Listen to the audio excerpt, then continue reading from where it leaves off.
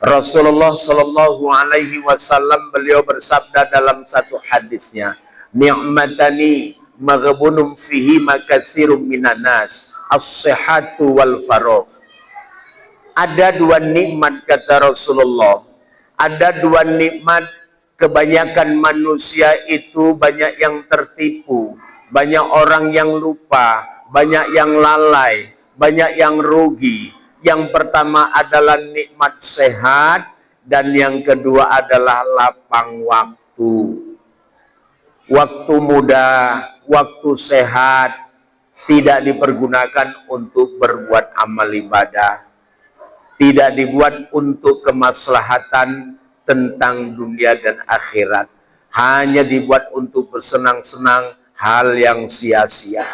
Setelah itu di usia senja, kesehatan pun sudah terganggu, baru mulai berpikir-pikir, kapan aku mulai mau ngaji, kapan aku mulai ibadah, kapan aku mulai ke masjid, kapan aku mulai baca Quran. Barulah berpikir dia, sekarang usia sudah di ujung daripada kematian.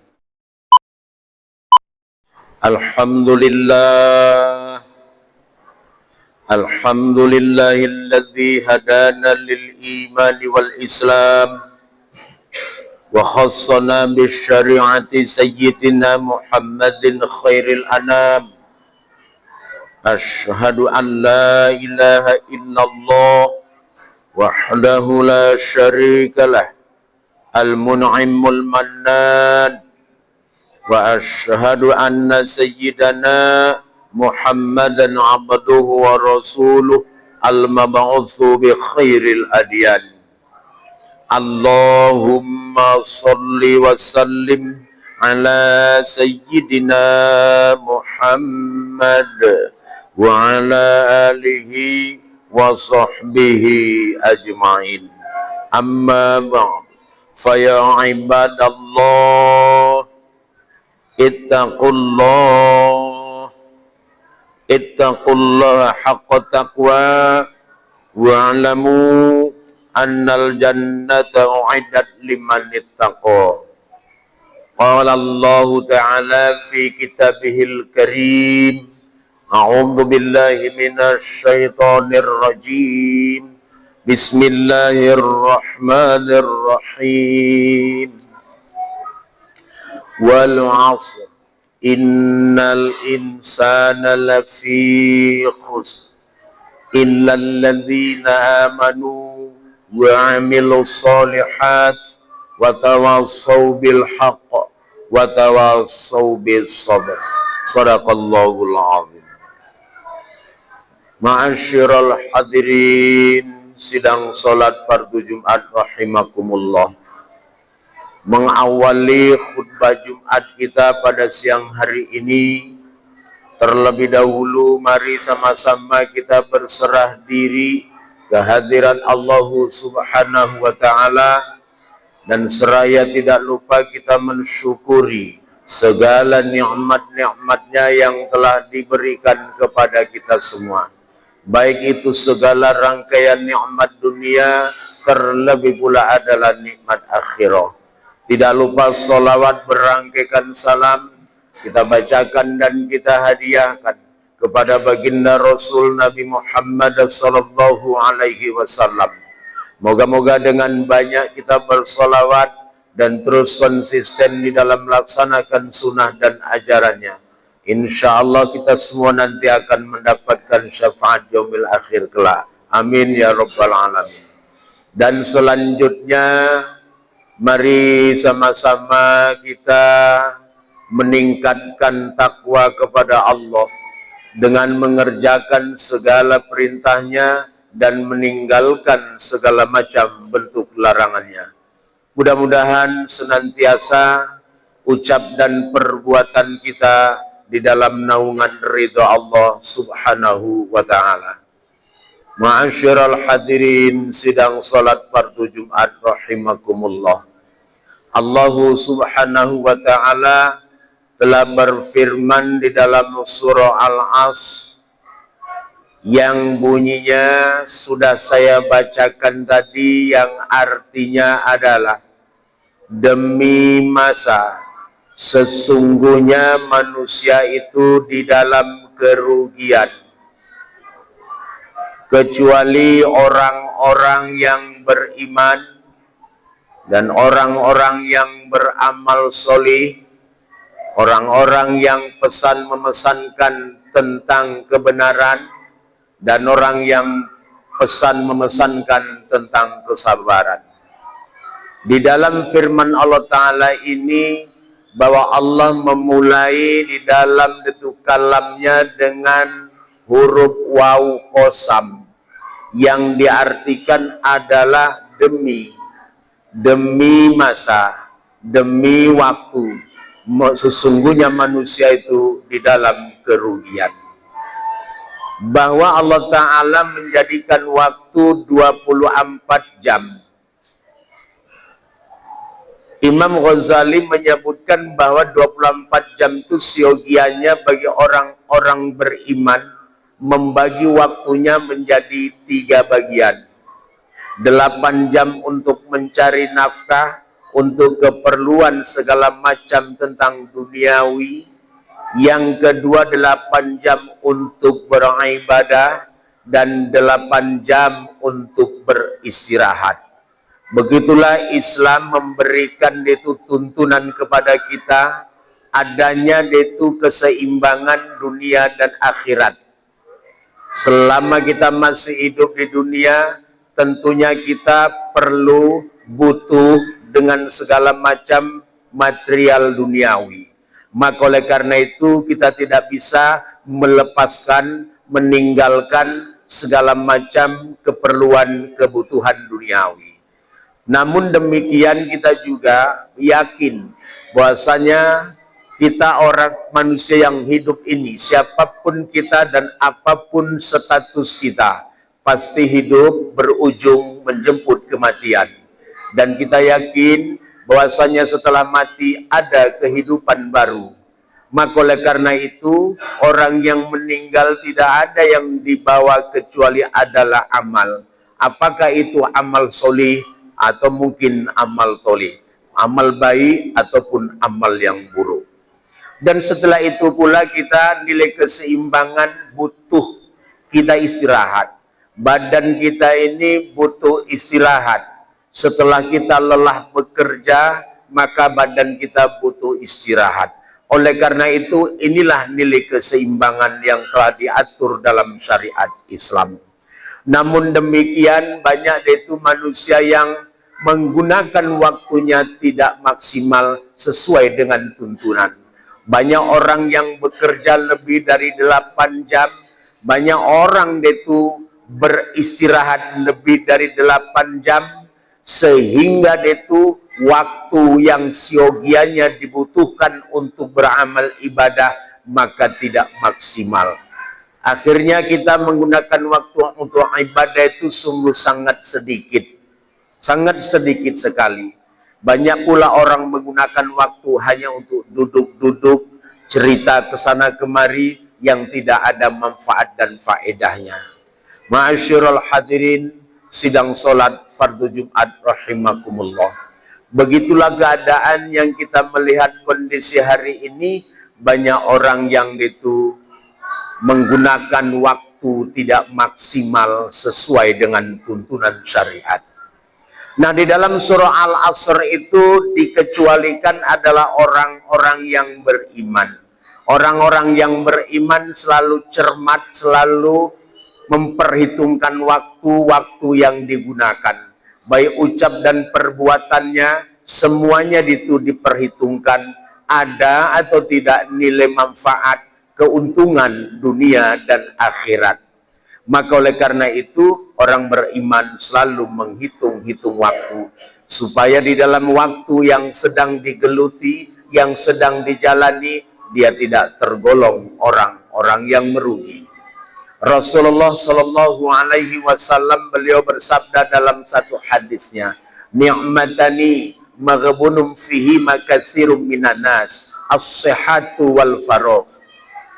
Ada 2 nikmat kata Rasulullah Ada dua nikmat, kebanyakan manusia itu banyak yang tertipu, banyak orang yang lupa, banyak yang lalai, banyak yang rugi. Yang pertama adalah nikmat sehat, dan yang kedua adalah lapang waktu.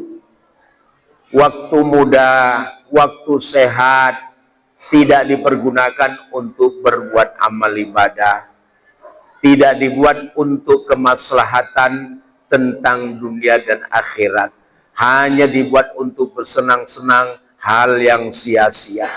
Setelah itu di usia senja, kesehatan pun sudah terganggu, baru mulai berpikir-pikir, kapan aku mulai mau ngaji, kapan aku mulai ibadah, kapan aku mulai ke masjid, kapan aku mulai baca Quran. Barulah berpikir dia, sekarang usia sudah di ujung daripada kematian. Maka oleh karena itu banyak sekali orang yang rugi, orang yang tertipu dengan nikmat sehat. Maka oleh karena itu selagi kita diberikan nikmat sehat oleh Allah, mari kita pergunakan. Pergunakan sebaik mungkin, semaksimal mungkin. Giliran mengaji, ayo mengaji. Giliran ke masjid, ayo ke masjid. Giliran bersilaturahim, ayo kita tingkatkan silaturahim. Sehingga kita di dalam waktu-waktu yang kita jalani tidak tergolong orang-orang yang merugi. Yang kedua adalah lapang waktu. Berapa banyak orang-orang yang itu mempunyai lapang waktu, banyak kesempatan yang bisa diraih, banyak kesempatan yang bisa diambil, namun tidak dimanfaatkan. Setelah sibuk, setelah di hari tua, setelah banyak itu kegiatan-kegiatan, sehingga dia itu akhirnya berkata, kapan aku mulai mau ngaji? Begitulah seterusnya. Maka oleh karena itu, dua nikmat, sehat dan lapang waktu, mari kita manfaatkan waktu tersebut dan kesehatan, supaya kita tidak tergolong di dalamnya orang-orang yang merugi. Yang kedua adalah yang dikecualikan tidak termasuk golongan orang yang merugi adalah wa'amilus solihat, orang-orang yang beramal solih. Setiap amal perbuatannya ada nilainya, ada itu kebaikannya, baik dunia dan akhirat. Bukankah hari ini banyak orang yang itu bertutur kata, berbuat banyak yang sia-sia, banyak yang tidak ada faedah dan manfaatnya. Jadi oleh karena itu, orang-orang yang beramal soleh, golongan orang yang beruntung, karena mampu mempergunakan waktu yang sedang dijalani untuk itu merajut daripada amal-amal kebaikan. Lantas kemudian yang ketiga adalah watawassaw bil haq, pesan memesankan tentang kebenaran, tentang agama, akidah, tentang ibadah, tentang akhlak. Ma'asyiral hadirin sidang salat fardu Jumat rahimakumullah. Mari kita mulai pesan memesankan tentang kebenaran ini dari rumah tangga kita. Dari mulai suami kepada istri, orang tua kepada anak, kepada kerabat, kepada jiran dan tetangga. Pesan memesankan tentang kebenaran. Perintahkan istri suruh sholat, suruh tutup aurat, disuruh menuntut ilmu. Begitu juga anak-anak kita, kenalkan agama kepada mereka. Banyak Pak, kita orang tua ini cuma mencari makan, menyekolahkan. Banyak orang tua yang itu tidak peduli dengan pendidikan agama anak-anaknya. Sementara kita melihat hari ini yang namanya kejahatan, kemaksiatan terus merajalela. Kalaulah anak kita tidak dibekali dengan benteng agama, apalah jadinya Pak? Tengok kejahatan dari mulai ganja, narkoba, miras, pergaulan bebas, judi online, game online, macam-macam lagi kejahatan yang terjadi. Maka oleh karena itu benteng anak-anak kita, keluarga kita adalah agama. Maka 3 benteng Pak yang harus kita jaga. Kita orang hidup nih kalau nggak ada benteng agama, hancur kita Pak. Yang kedua benteng kita adalah masjid. Kalau masjid sudah tidak lagi diisi, masjid sudah ditelantarkan, kejahatan makin menjadi-jadi. Benteng yang ketiga adalah majelis ilmu. Kalau majelis taklim pengajian tidak lagi dihadiri masyarakat, maka masyarakat makin lama makin jahil, makin jauh dari agama. Akhirnya kejahatan pun semakin meningkat dan merajalela. Ma'asyiral hadirin sidang salat fardu Jumat rahimakumullah wa tawassaw bil haq. Pesan memesankan tentang kebenaran. Ajak keluarga kita, selamatkan keluarga kita. Qu anfusakum wa ahlikum naro. Jaga diri kamu, jaga keluarga kamu daripada itu terseret ke dalam api neraka. Kemudian itu pesan memesankan tentang kesabaran. Kita mulai diri kita sabar di dalam itu mendapatkan ujian, sabar ketika kita itu melaksanakan ibadah, sabar ketika kita itu menghadapi maksiat. Pesankan pula kepada anak dan istri, hidup pasti banyak ujian. Hidup pasti banyak tantangan dan rintangan, hadapi, bekali dengan sabar. Insya Allah perjalanan hidup kita bila dibekali dengan sabar, insya Allah itu kita akan itu selamat dan akan itu meraih apa yang kita harapkan. Ma'asyiral hadirin sidang salat fardu Jumat rahimakumullah. Sekali lagi saya ingatkan, benteng dalam kehidupan kita. Pertama adalah agama, kedua adalah masjid, yang ketiga adalah majelis ilmu. 3 macam ini jangan dilepas, jangan dilupakan. Kalau dilepas, alamat bahaya. Baik pribadi kita, rumah tangga kita, dan masyarakat kita pun akan semakin buruk. Mudah-mudahan firman Allah Ta'ala yang termaktub dalam surah Al-Asr, ayat surah yang ke-103 dan jumlah ayatnya 3 ini menjadi peringatan kepada kita semua dalam rangka untuk mendekatkan diri kepada Allah Subhanahu wa Ta'ala. Barakallahu wa lakum fil Qur'anil Karim wa nafa'ani wa iyyakum bima fihi minal ayati wa dzikril hakim wa taqabbal minni wa minkum tilawatahu innahu was-sami'ul 'alim.